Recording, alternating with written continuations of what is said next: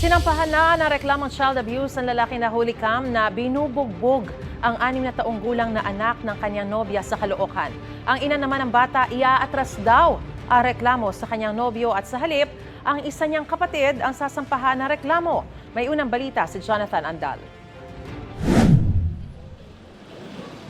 Tuluyan ng inihabla ang lalaking na videohang nanakit sa 6 na taong gulang na anak na lalaki ng kanyang nobya.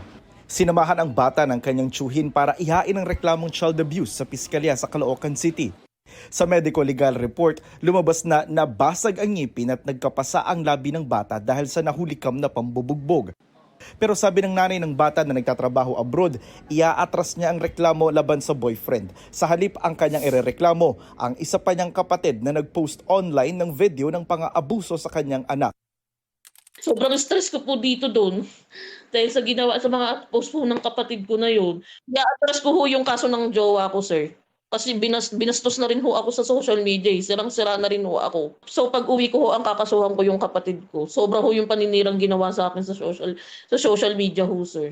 Kasi ho, hindi ko ho sinabing i-post yung video ng anak ko, sir. Dahil iniingatan ko yung privacy ng anak ko. Kaya ko po na-post yung video for awareness po para mabigyan ng hustisya yung sa pamangkin ko.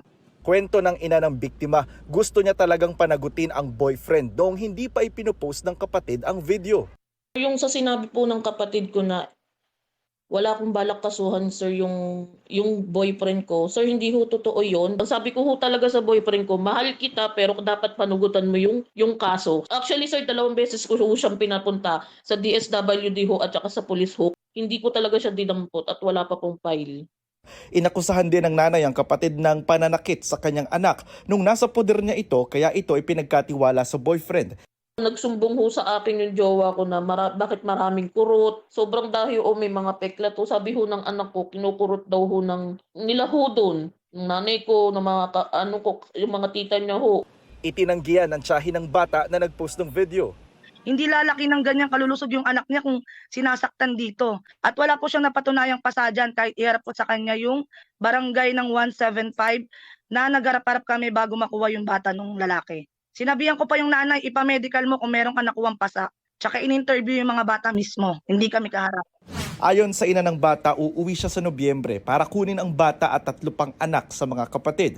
Pero nanindigan ng tiyahin. Hindi namin pwedeng ibigay kasi baka pag nakuha niya, ipapasa na naman niya sa kung sino-sinong tao, ibibigay niya sa hindi ka mag-anak, hindi ka dugo. Kung kakasuhan niya ako, lalaban din po. Sabi ng Caloocan City Social Welfare Department, maaaring manatili pa rin ng bata sa poder ng tiyahin. Kung wala pa tayong evidence, no, na talagang sinasaktan, status quo tayo. Doon muna yan sa tiyahin.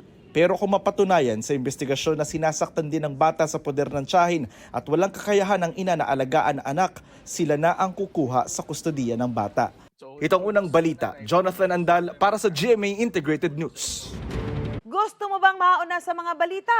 Mag-subscribe na sa GMA Integrated News sa YouTube at tumutok sa unang balita.